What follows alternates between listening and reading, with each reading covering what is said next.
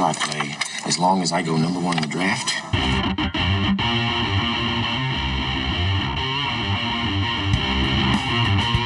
From the Erie Otters, Connor McDavid. From the London Knights, Mitch Marner. From the Western Hockey League's Brandon Wheat Kings, Nolan Patrick.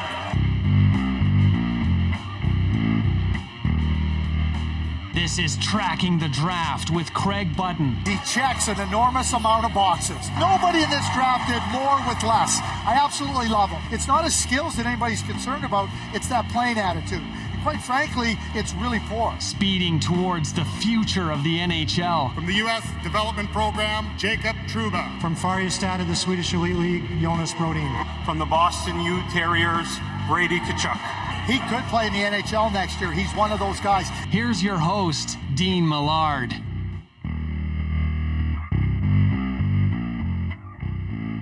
Hello there, and welcome to another episode of Tracking the Draft with Craig Button. The Director of Scouting for TSN will be along very shortly. This is episode 20 of Season 2, and this is where the stars of tomorrow are discovered and discussed. And we've got a great show lined up for you. We're going to discuss one trade, maybe one team and that Craig liked and didn't like from the trade deadline.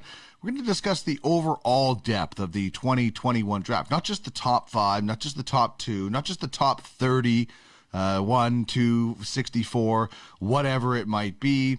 We're going to discuss the overall depth of the draft, and then we're going to dive into some NHL bloodlines and discuss 3 players whose fathers had successful careers in the NHL. Josh Doan is one of them. He plays with the Chicago Steel. Pipeline Prospects listed him for just $20. We also have Chase Stillman. If you Google his very first OHL goal, it's spectacular. Daltac Scouting Service snagged this NFT for $50. He is playing in Denmark. He's going to be playing at Canada for the U18s. And Rad Savage, I'm excited about this player because my wife's high-level scouting. Trish Millard owns that one. Craig is the president of that scouting agency, and as Duckman's Domination owner, we have an affiliation with high-level scouting. So an opportunity for me to be able to get a really good deal on what I think is a great player. You know, high level paid $80, and you know that money comes out of the Duckman's Domination budget, and you know, some people might look and say, I don't know if this guy's going to be that high of a pick, but I think he's going to be a really good player, and he will help the franchise down the road if indeed we are able to snag him. We'll also take a look at some of the moves that Duckman's Domination made in the UFHL trade deadline. And if you don't know what the UFHL is, man, you are in for a treat. Craig joins us on the UFFS hotline. Check out the brand new website, www.uffsports.com. There it is on the screen. You can register as a fan. If you're a scout, if you're a team owner, there is so many cool things going on with this platform. 2 more sports being announced this weekend on the UFFS podcast. So, man, get in the game where you own the game, literally. These are NFTs. The future of fantasy is Ultimate Franchise Fantasy Sports. Yes, get in the game where you own the game, and you can be a part of our growing community. All right, let's bring him in now and get to our discussion today. Here he is, Mr. Craig Button.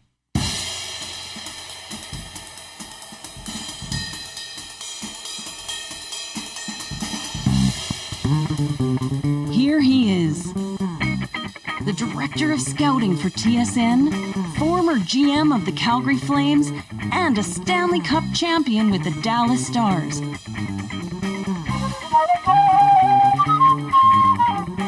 Plus, he's a sharp-dressed man with a heart of gold and a passion to match it. Craig Button.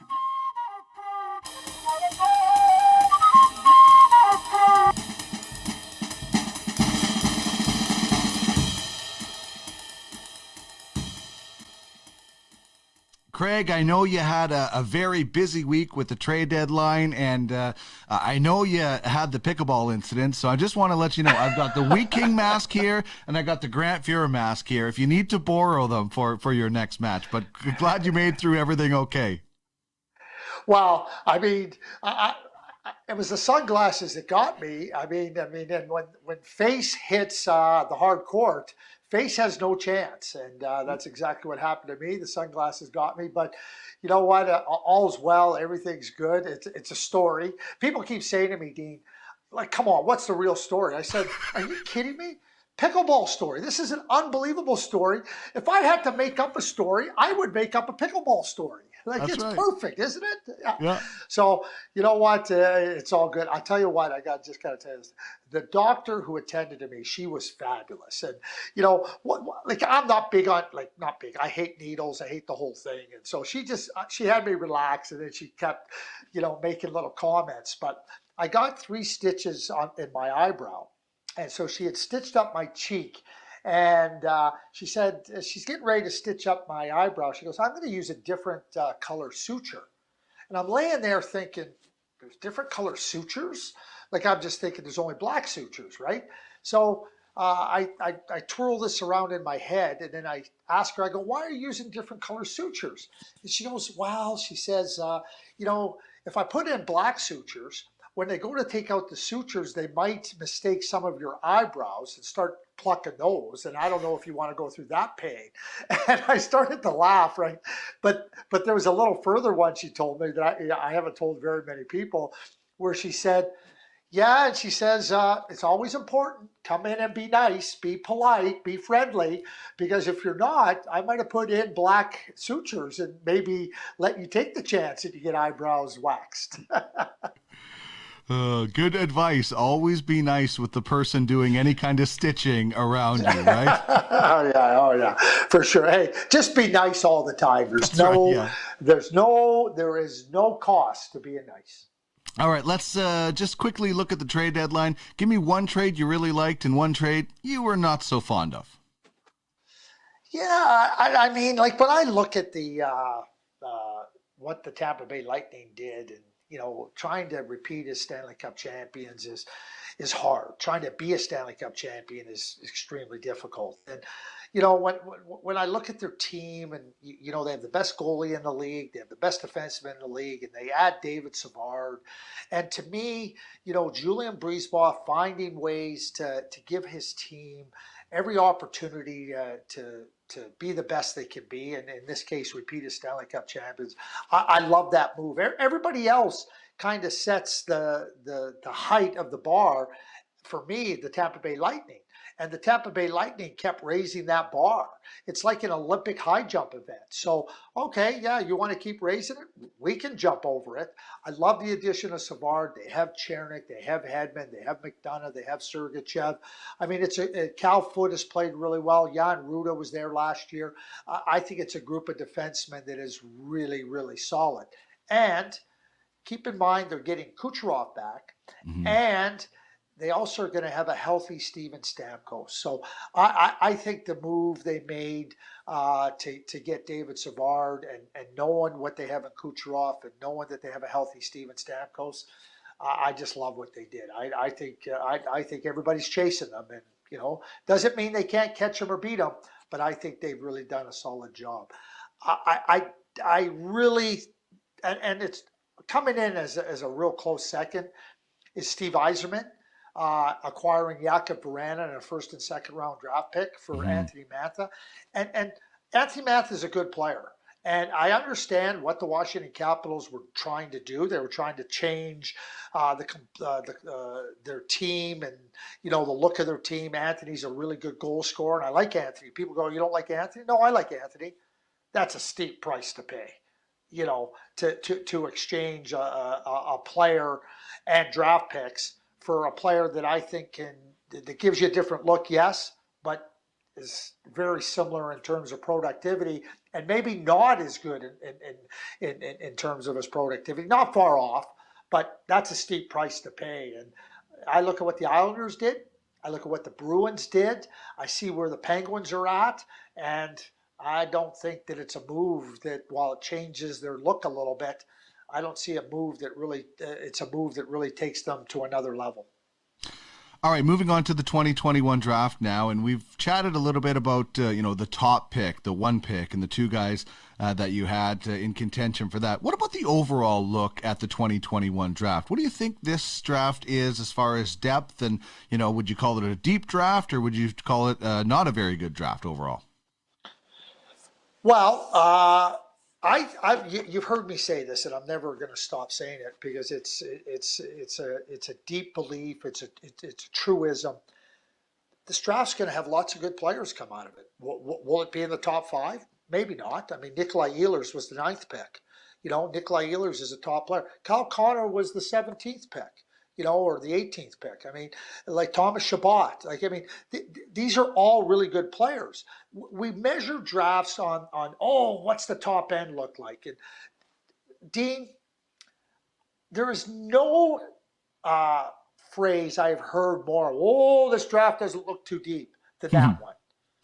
The job of scouts and talent evaluation is to project and to look at players and look at the attributes and the skills and then try to project as best as you can where those players are going to be at in 3, 4, 5 years time. And the vast majority of players are underdeveloped. So the players that are at the top end, they're good players, right? And they're really talented players. It doesn't take anything away. But this idea that because there's no Matthews or there's no Connor McDavid, the draft isn't that good, it's a bunch of garbage. Braden Point was a 3rd-round draft pick. Kucherov, who I watched at the U18 tournament, dominated it.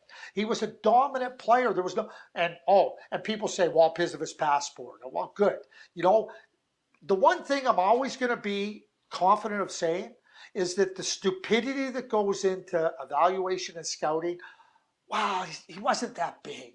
Wow, the passport. All the garbage comments you make. And you know what it is? It's an indictment on the people making those stupid comments because they're not true. So do I think this is a good draft? Darn right I do. Do I think there's going to be some really good players come out of it? Yeah, I do. So I'm not worried about the top 5, top 10. There's going to be lots of good players come out of this draft, and I'm bullish on this draft, just like I was bullish on last year's draft, and the draft before that, and the draft before that. Oh yeah, bye.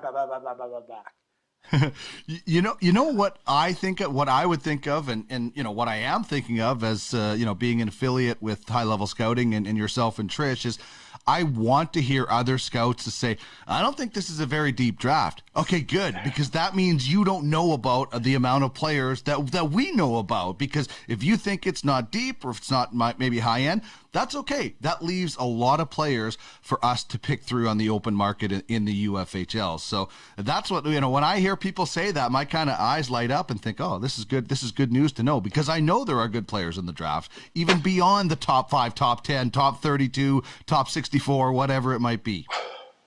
We drafted Brendan Morrow in 1997 in the latter part of the 1st round. And it was a fascinating thing. I mean, we really liked Brendan. Brendan at the time was 5'11". Dean, we had a number of people from other NHL teams come up to us and tell us, geez, he's a really good player. Geez, yeah, we liked him, but he's 5'11". Were you worried about his skating? Were you worried about the... And do you know what it is? They're telling comments that help you, if you're paying attention to those comments, that help you determine where you can position players to get even more of those high quality players. Because they're sitting there saying, oh boy, he's only 5'11", or you're worried about his skating. Jason Robertson is a top-notch rookie this year in the National Hockey League. All I heard was we were worried about his skating. Do you know how many players, and I don't want to sound like a broken record, but I am. Do you know how many guys are great skaters that get nowhere fast, that get drafted high and don't produce? Oh, there's a lot of them. And if I had an opportunity to tell you how many, well, he was 6'4", you couldn't pass him up. Oh yeah, you could. Oh yeah, you could. And and bottom line is, take advantage of the intel, take advantage of where people overvalue things or where people don't value enough of the right things. Braden Point is my example, and I'll tell you what, I thought a lot of Braden Point. I didn't rate him high enough, and I had him rated really high. So so I guess maybe somebody could say, well, you're just as dumb. Yeah, I guess you could say that. I guess so. All right, let's get to our first player. And there's an interesting theme here with the players we're doing today. It's NHL bloodlines. And the first guy we're talking about is Josh Doan, Shane's son, a forward with Chicago of the USHL. And this NFT was purchased by Pipeline Projects, just listed for $20. Pretty good so far. 27 goals, 65 points in 50 games this year with Chicago of the USHL. And so, Craig, with all three players we're talking about today, I'm going to start out with the same question. Similarities and differences between the player and the NHL father. So, Josh Doan, what do you see that's similar and maybe different with Shane Doan? Most things are different, I would say to you. The one thing that really struck me, and I've watched Josh play since he was a midget player, it was the skating style. The skating style was eerily similar to his father, Shane. And because I watched Shane when he was 15, I have a really good background on this one. So, but Josh was a smaller player. He was a player that was like small. He wasn't big, but you watched him play and you watched how he competed. Could he overpower people like his dad at that age? No. Could he think the game like his dad at that age? You certainly saw that in his play. And then over time, the Chicago Steel, they have lots of good players, so you're watching them on a regular basis. And I thought Josh Doan should have been drafted last year in the 2020 draft. I thought somebody drafted him would be really astute. Now, that's okay. You've heard me say this. 31 teams can't all be wrong, in terms of not drafting a player. For whatever reason, maybe he didn't show enough or they didn't feel confident enough. That's okay. I get it. This young man now has physically matured to a point where he's a dominant player in the USHL. I have no doubt he's going to be an NHL player. He is clearly going to be in my top 40 players. He might be in my first round, in my top 32. That's how good he is. He can shoot. He's smart. He's competitive. And as he's physically matured, all those things have just become more obvious and more prevalent. And when I see a player that is just like, he all he's done is scratch the surface along the line. Well, guess what? He's like that. He's like that butterfly that's breaking out of the cocoon, and I think he's going to fly beautifully in the NHL. Honestly, I have no doubt he's a surefire NHL player. Surefire. I've seen just a few highlights, but the ones I have seen were him ripping one-timers. Is that the biggest strength for him? Is that pretty accurate and quick shot? It's one of his strengths. It's not his only strength, and it's not his biggest strength. He has a complete game. And what I love about Josh, any way you want to play it, let's get into a skating skill game, up to it. You want to grind it out in the corners and along the boards and tight quarters, up to it. You want to set me up for the shot, up for it. Oh, can I make plays? Yeah, he can. Is he smart? Can he adapt to all the different situations? Josh, when I think about Josh and I think about what his capabilities are, and Dean, you should really be saying to me, wait a second here, Craig, stop. You're telling me top 40 might be in your top 32? You should be saying to me, you're nuts if he's not in your top 32.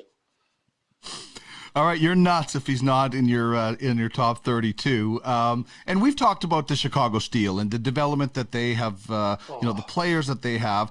So he's developed there. I wish selfishly that he would have developed in Manitoba. The Jets would have never left, and Shane would have, and grown up there. But he grew up in Arizona, and so he goes to Chicago. Now he's going back to Arizona State, just recently announced. I mean, what is that like? This is excellent for that program to get the name Doan and this quality player in their program. What's going to be like for his development curve continuing going from Chicago to ASU?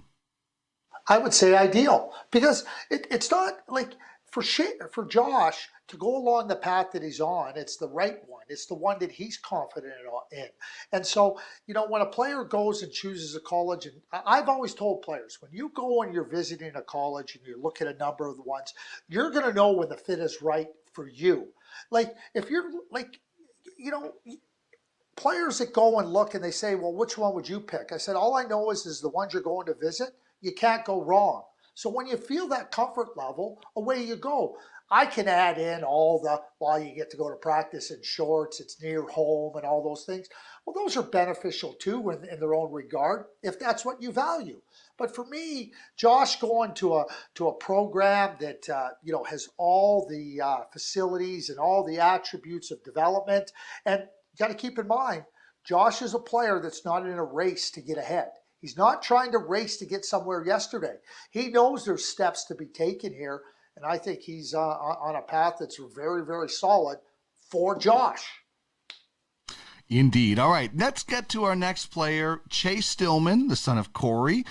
He's a forward that played in Denmark for a few games this year and will be going to the U18s as well. And this NFT purchased by Daltac Scouting Service for $50. So let's talk about the similarities and the differences between Chase and Corey Stillman.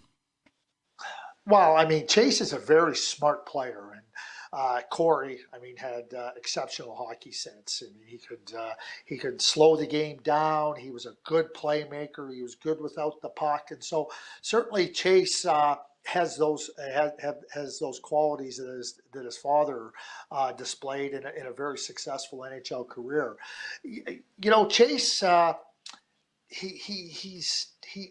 Corey was really gifted in junior hockey, and anticipated the play, and was two steps ahead of the play. So his anticipation was really outstanding. And it's not that Chase doesn't have that, but that was a quality that Corey had in abundance. Chase has, and because Corey could get to the right places ahead of time, so he didn't have to be as dogged, because he was dogged in his mind. Chase is more dogged in his physical approach, and not that he's not smart, because he is, but I mean, he plays along the boards, and he plays in those one-on-one, what I call the one-on-one combat areas, and he's really, really hungry to win the puck, to compete for the puck. And when he does have the puck, he doesn't want to be denied. He wants to get into the areas that, where the rewards come from. And as he gets stronger and that physical maturity comes and he gets more power in his legs, he's going to become a little bit quicker. He's going to become a little bit faster, and he's going to become even that much more difficult to deter, because he's going to have that leverage. And that's going to extend into his upper body, where he has a real opportunity to flex his game in a very different way. So I think when I watch Chase and I watch the way he plays, and he's well-rounded. He can play in different scenarios. He might not have the same kind of elite, high-end skill that Corey had at that same age, but he certainly has a brain, and he certainly has a competitive fire in him that is really significant. His first career OHL goal was an absolute showstopper. I don't know if he does that often, but is he a guy that's not afraid to take a defenseman on one-on-one? And maybe he doesn't have that the high-end skill right now that his dad did, but is he still willing to take on a defenseman one-on-one in those situations? Oh yeah, he's willing to take him on with the puck, without the puck, in the corner, attacking to the net. Chase doesn't. He's no shrinking violet. He's right in the mix, And I think a big assessment on Chase is going to be that projection. Where do you think he can get to? What are the elements? Like I see a lot of developmental areas of his game. That's where the projection comes in. But when you start to look at the IQ, you look at the puck skills, you look at the skating base, They're all good. And obviously it goes without saying that if they were better, you'd be looking at a player in the top end of the draft. But because they're not there presently, or they're not as obvious presently, doesn't mean you can't get there. But certainly he has qualities of an NHL player. Certainly, with that physical maturity moving along, it's something that you look at and go, yeah, he can develop into a player that's a really good competitive player with skill. What kind of a role do you think he plays for Canada at the U18s? You know what, Dean? That's going to be a question for a lot of players, because you got to keep in mind that most of the players have not had a real chance to dig in. More importantly, the coaches haven't had a chance to really know what they are. Alan Miller, the general manager, the new director of player personnel for Hockey Canada, he knows this group of players. He knows this age group. He knows the players here exceptionally well. He's going to be really able to guide the coaches along. Hey, this is where these players have had success. This is where they've found a comfort level in terms of position and role. But what I will say this about Chase, and having watched him, he can kill penalties. He can play on the power play. You can play him in different areas of your lineup. So you're talking about a flexibility and versatility in Chase's game that I think every coach likes. Now, how comfortable Dave Barr and Mike Stothers and Gordie Dwyer get in that process, that's just part of the progression of a team, from coming to camp to playing together to watching them in the early parts of the tournament. So that's what I would say with Chase. But Chase is gonna find himself in the thick of things, because that's just the personality that he has. Well, that's good. It'll be certainly exciting to watch that tournament unfold. All right, Craig joins us courtesy of the UFFS hotline. Scouting is a huge part of the platform and the lifeblood of the franchises in the UFHL. Any free agent, any prospect goes through a scout. So if you think you have some scouting knowledge, get in the game where you own the game. Start putting your scouting talent to good use and collect some NFTs. Become an independent scout, form a partnership with an existing franchise. Check out www.uffsports, the brand new site, for more information. And I know, Craig, we're going to get into some of the deals that we made at the deadline in just a second, but I want to talk about, get to our last player for the 2021 draft look today, and that's Red Savage, a forward with the U.S. National Development Team in the USHL, and he's one of the guys that you recommended for us in high-level scouting. We snagged him for $80, and we're really excited to see his progress as we move forward, and he is the son of Brian Savage. So what are the similarities and possible differences between him and his father? Well, Brian was a big, lanky, really good hands. And hey, listen, Brian's a great golfer. He was a great golfer. He took 2 years off of playing hockey to golf, and never missed a beat. And Brian was a shooter. Brian was a pure shooter, goal scorer. Redmond, he can score, but he attacks, and he's going to take the puck to the net. He's really, really comfortable, and I think for players, and certainly we talk about physical maturity.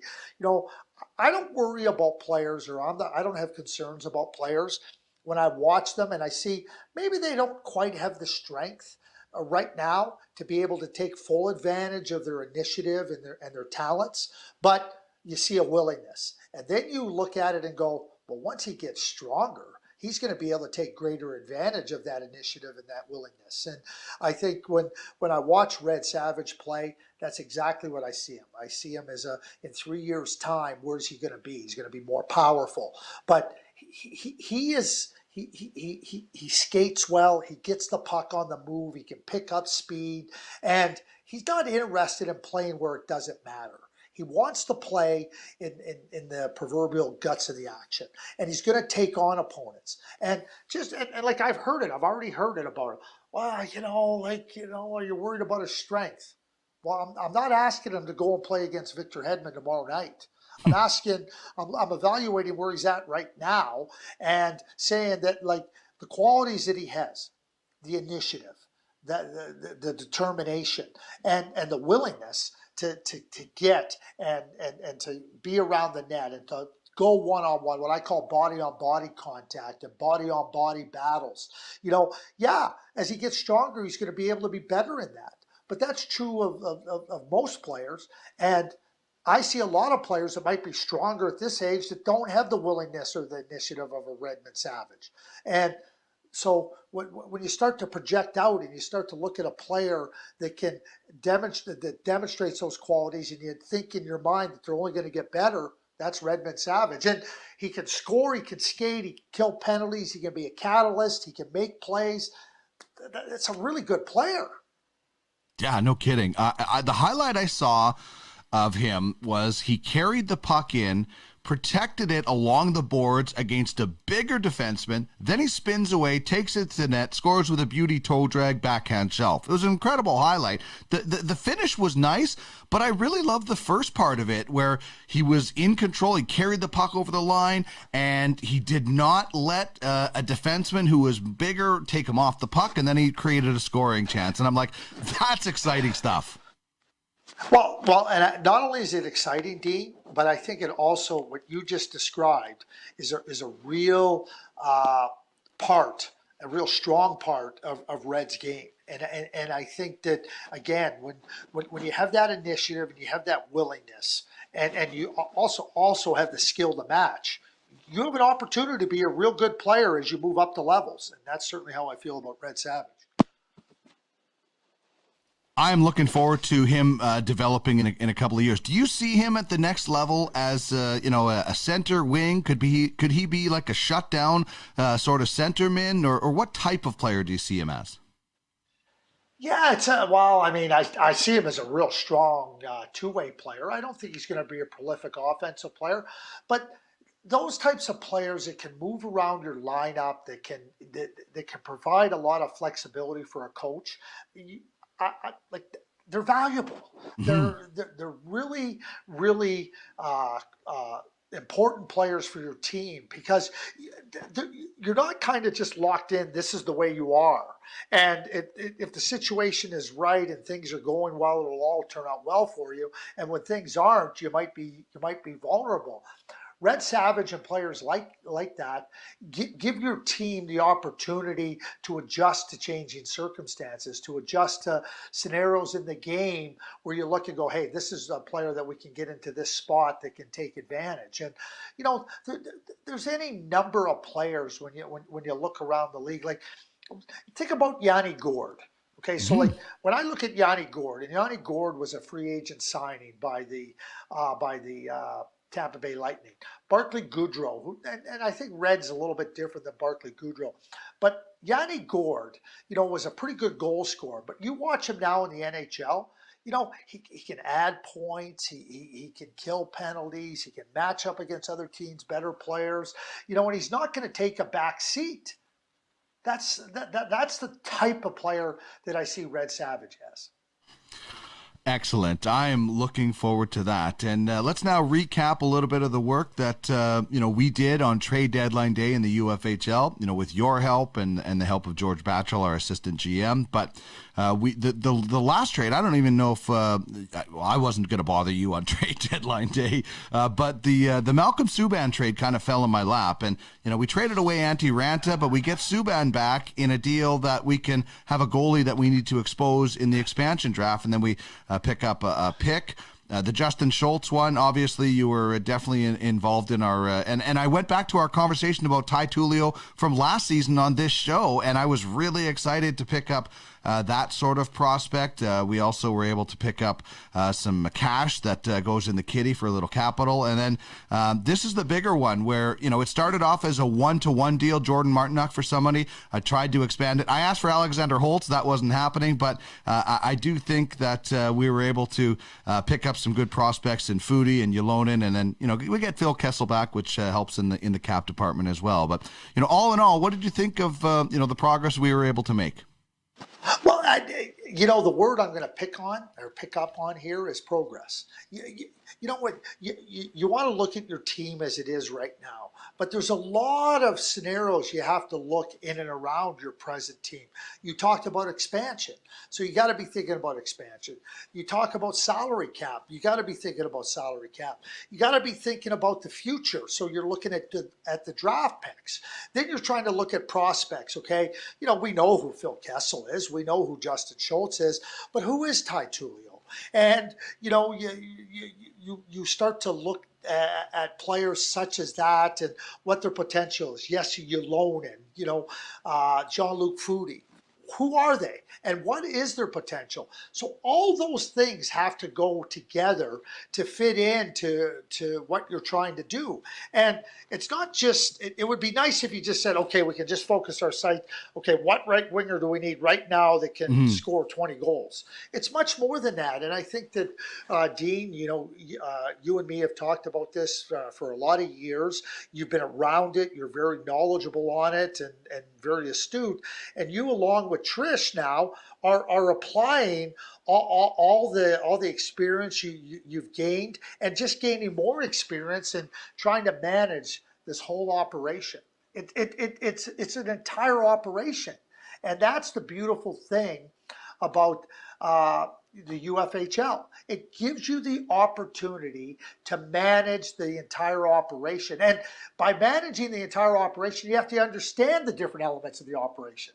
And that's the key to success. So, when I look at that and I see all the different parts that go into the discussion, and then you always feel good about the end result, but everything that went into the discussion, the procedure, the process, those are the things that allow you to have success. So, certainly kudos to you and Trish and everybody involved. And as you know, and you and me, you said, what are my thoughts?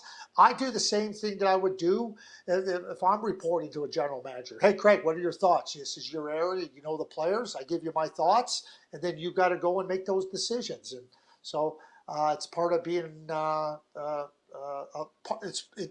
it's part of being on a team, and happy to be part of this team. Yeah, it was a total team effort from everybody contributing. We thank you for that, and of course your time today.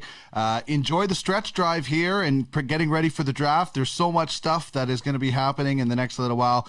It's going to be very exciting. Thanks as always, Craig. Thank you, Dean. This is a serious message. Craig Button joins us on the Ultimate Franchise Fantasy Sports Hotline. Become a scout and make money while providing prospects to the Ultimate Franchise Hockey League. What you talking about, mister? Pay that man his money. I'm your huckleberry. Check out the details at www.uffsports.com. It's serious. I like it a lot. I said we got a winner.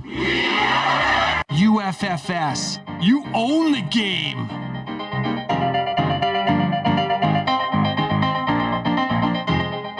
Always fun chatting with Craig Button, the director of scouting for TSN and the president of scouting for high-level scouting in the UFHL. And from time to time, we do Craig's Counsel.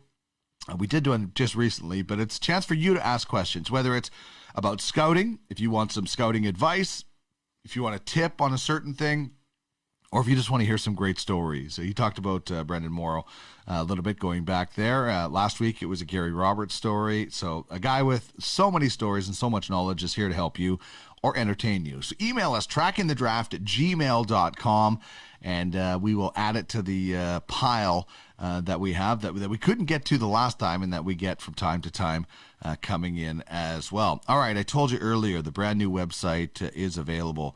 UFFsports.com is where you can find it. It is the future of fantasy. We're taking fantasy and turning them into NFTs, giving the utility. So it's fantasy gameplay for an NFT. It is next level. We have hockey, 2 leagues, UFHL and UFAHL. Of course, we launched golf. That'll be auctioned off. Teams will be auctioned off in August. UFBA, Ultimate Fantasy Basketball Association, is out there, and 2 more sports will be announced this Sunday. So check out the brand new website, and also check out the Ultimate Fantasy Sports Network on YouTube. That's where this show is, and we have a host of other programming as well. Fantasy Hockey Time on Mondays, 2 Minute Tuesday with Darren Bates. This show comes out on Wednesday afternoons on the UFSN YouTube channel. And then we have the UFHL Now, a recap of the Ultimate Fantasy Hockey League. And every second Sunday, the UFHL Now is on Friday. Every second Sunday, we have UFFS Podcast. So you can check that out there and find awesome programming. And if you'd like to find past episodes of this show and any of the other podcasts that I have, check out podcastalley.ca. Easy to find. You can get past episodes, go back to last year of Tracking the Draft and see where some of the players we talked about are today, and explore anything that you want on Podcast Alley. We also have some contests, and you can link up to some of the other shows that I have as well. Okay, that is going to just about wrap things up on the program. Thank you very much. I hope you enjoyed the show. If you did, hit subscribe. If you're on YouTube, just click the subscribe button, hit that bell. You'll get a notification every time an episode or something comes out on the Ultimate Fantasy Sports Network. And wherever you're listening, thank you very much. You can subscribe as well. Let us know what you think of the show. Leave us a review. Always looking for constructive criticism.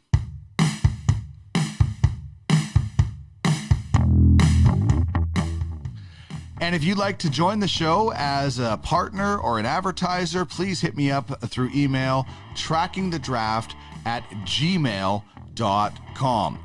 Big thanks, of course, to Craig Button for his passion, his knowledge, and his time. And, of course, thank you for listening and watching this show on the Ultimate Fantasy Sports Network. For Craig Button, I'm Dean Millard. This has been Tracking the Draft, where the stars of tomorrow are discovered and discussed. Enjoy the push to the playoffs as we also get closer to the NHL Draft. Have a great week in hockey, everybody.